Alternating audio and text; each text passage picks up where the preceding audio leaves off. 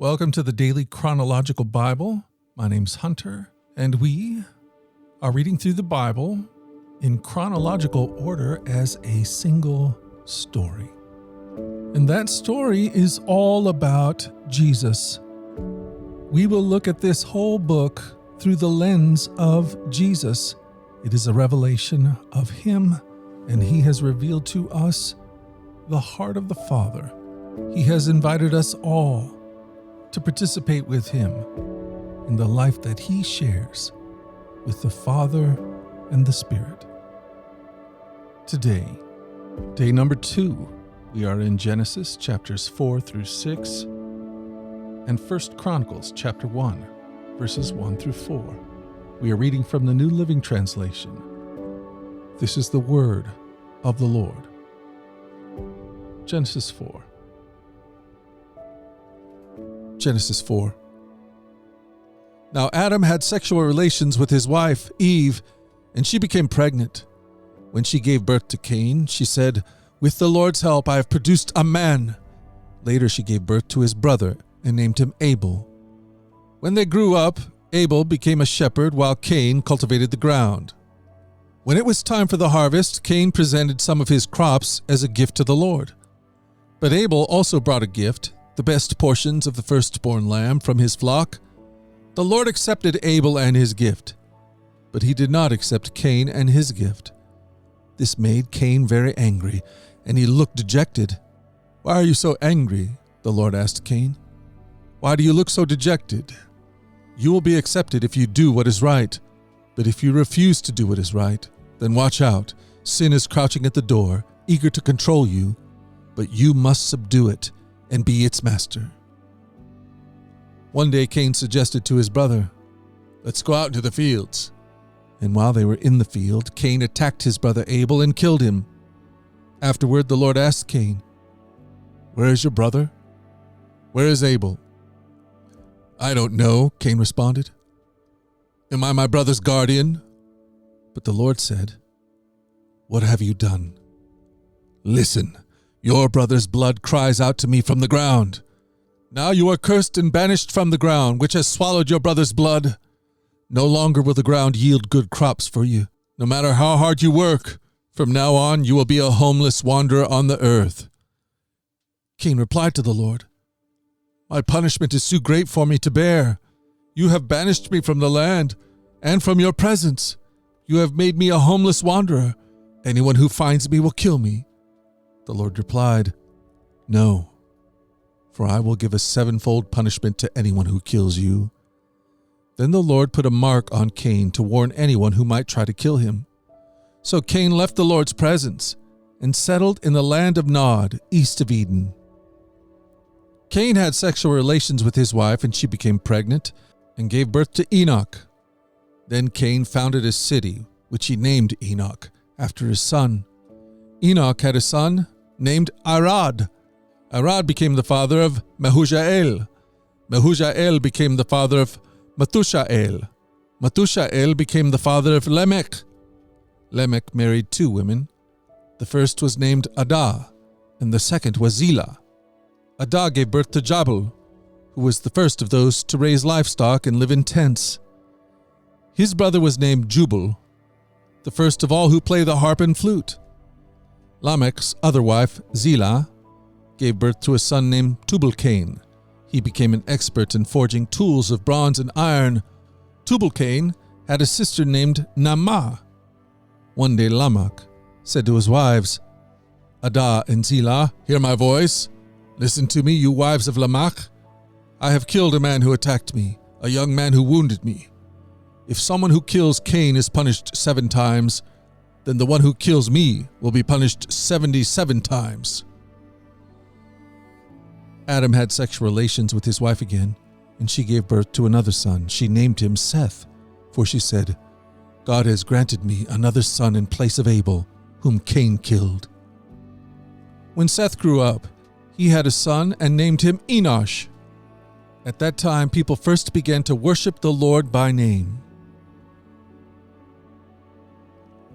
Genesis 5. This is the written account of the descendants of Adam. When God created human beings, He made them to be like Himself. He created them male and female, and He blessed them and called them human. When Adam was 130 years old, he became the father of a son who was just like him. In his very image, He named his son Seth. After the birth of Seth, Adam lived another 800 years, and he had other sons and daughters. Adam lived 930 years, and then he died. When Seth was 105 years old, he became the father of Enosh. After the birth of Enosh, Seth lived another 807 years, and he had other sons and daughters.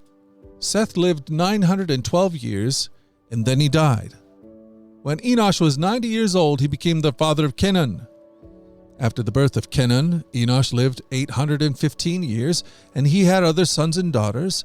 Enosh lived 905 years, and then he died. When Kenan was 70 years old, he became the father of Mahalalel. After the birth of Mahalalel, Kenan lived another 840 years, and he had other sons and daughters. Kenan lived 910 years, and then he died. When Mahalalel was 65 years old, he became the father of Jared. After the birth of Jared, Mahalalel lived another 830 years, and he had other sons and daughters. Mahalalel lived 895 years, and then he died. When Jared was 162 years old, he became the father of Enoch. After the birth of Enoch, Jared lived another 800 years, and he had other sons and daughters. Jared lived 962 years, and then he died. When Enoch was 65 years old, he became the father of Methuselah. After the birth of Methuselah, Enoch lived in close fellowship with God for another 300 years, and he had other sons and daughters. Enoch lived 365 years, walking in close fellowship with God. Then one day he disappeared, because God took him. When Methuselah was 187 years old, he became the father of Lamech. After the birth of Lamech, Methuselah lived another 782 years, and he had other sons and daughters. Methuselah lived 969 years, and then he died. When Lamech was 182 years old, he became the father of a son. Lamech named his son Noah, for he said, "May he bring us relief from our work and the painful labor of farming this ground that the Lord has cursed." After the birth of Noah, Lamech lived another 595 years, and he had other sons and daughters. Lamech lived 777 years, and then he died. After Noah was 500 years old, he became the father of Shem, Ham, and Japheth. Genesis chapter 6. Then the people began to multiply on the earth, and daughters were born to them. The sons of God saw the beautiful women and took any they wanted as their wives. Then the Lord said, "My spirit will not put up with humans for such a long time, for they are only mortal flesh. In the future their normal lifespan will be no more than 120 years. In those days and for some time after, giant Nephilites lived on the earth, for whenever the sons of God had intercourse with women, they gave birth to children who became heroes and famous warriors of ancient times. The Lord observed the extent of human wickedness on the earth, and he saw that everything they thought or imagined was consistently and totally evil. So the Lord was sorry he had ever made them and put them on the earth. It broke his heart. And the Lord said, "I will wipe this human race as I have created it from the face of the earth. Yes, and I will destroy every living thing, all the people, the large animals, the small animals that scurry along the ground, and even the birds in the sky. I am sorry I ever made them." But Noah found favor with the Lord. This is the account of Noah and his family. Noah was a righteous man, the only blameless person living on earth at that time, and he walked in close relationship with God. Noah was the father of 3 sons, Shem, Ham, and Japheth. Now God saw that the earth had become corrupt and was filled with violence. God observed all this corruption in the world, for everyone on earth was corrupt. So God said to Noah, "I have decided to destroy all living creatures, for they have filled the earth with violence. Yes, I will wipe them all out, along with the earth. Build a large boat from cypress wood and waterproof it with tar inside and out. Then construct decks and stalls throughout its interior. Make the boat 450 feet long, 75 feet wide, and 45 feet high. Leave an 18-inch opening below the roof all the way around the boat. Put the door on the side and build 3 decks inside the boat, lower, middle, and upper. Look, I am about to cover the earth with a flood that will destroy every living thing that breathes. Everything on earth will die. But I will confirm my covenant with you. So enter the boat, you and your wife and your sons and their wives. Bring a pair of every kind of animal, a male and female, into the boat with you to keep them alive during the flood. Pairs of every kind of bird and every kind of animal and every kind of small animal that scurries along the ground, all will come to you to be kept alive. And be sure to take on board enough food for your family and for all the animals. So Noah did everything exactly as God had commanded him. This is the word of the Lord.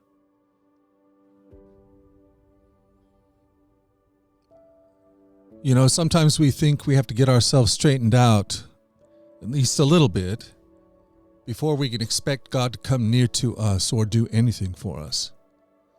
But that's not the gospel at all. We are the ones that run and hide from him. He's not the one who hides from us. No, he comes to us. In today's scripture, we see that Adam and Eve are banished from the garden. And oftentimes we read these passages, or at least they exist in our mind, in such a way that we think that they are banished because God is so holy that he can't stand to be in the presence of us or our sin, that somehow his holiness would be violated by being anywhere near us. But that's not what the scripture is saying, and that is not what God is doing. No, he is banishing Adam and Eve, but they are banished so that in their state of blindness and delusion that came over them when they agreed with the serpent and disobeyed God's instructions, so that in that state they would not do something that could not be undone. No, God is not so holy that he must separate himself from you. God has come to you just as you are. In your delusion, in your darkness, he comes. He comes to restore us, to cover us, to open our eyes. Just as we are, God comes to us. And that's the gospel. The holiness of God is a holy love. And that love is a consuming fire that purges all things that are not of love. And that holy love sent Jesus to the cross so that he would break the power of sin, so that our eyes could be opened, so that we might see who we are in him, what he's created us to be. We are his children, and he is a God who is with us. And that, my friend, is good news. And we can now live with him, participating with him in his great work of restoration of all things. And the news is so, so good. It's better than we've ever thought. God has not banished us because he despises us. No, he has banished us so that he might find a way to restore us. And that is exactly what he's done. And God is not so holy that he despises you and cannot be in your presence. No, he loves you, and he has come to you just as you are. And the prayer of my own heart today is that I will understand these things and that I will experience the truth of it and live in the joy of it. That's a prayer that I have for my own soul. That's a prayer that I have for my family, for my wife and my daughters and my son. And that's a prayer that I have for you. May it be so. Day number 2 in the Daily Chronological Bible. Join us at our flagship podcast, The Daily Radio Bible, where we read through the entire Bible over the course of a year. In our daily reading and meditation, we open our hearts to the God who is love. Find out more at dailyradiobible.com or wherever you get your podcast. These podcasts are entirely listener-supported If you'd like to partner with us to make sure that these podcasts continue each and every day, you can do that by going to dailyradiobible.com and clicking the donate link. The Daily Radio Bible is a ministry of the Trinity Commission, and all your gifts are tax deductible. Until tomorrow, let's go forward in God's joy. Let's let His joy be our strength. And let us always remember this, that you are loved. We'll talk again tomorrow. You take care.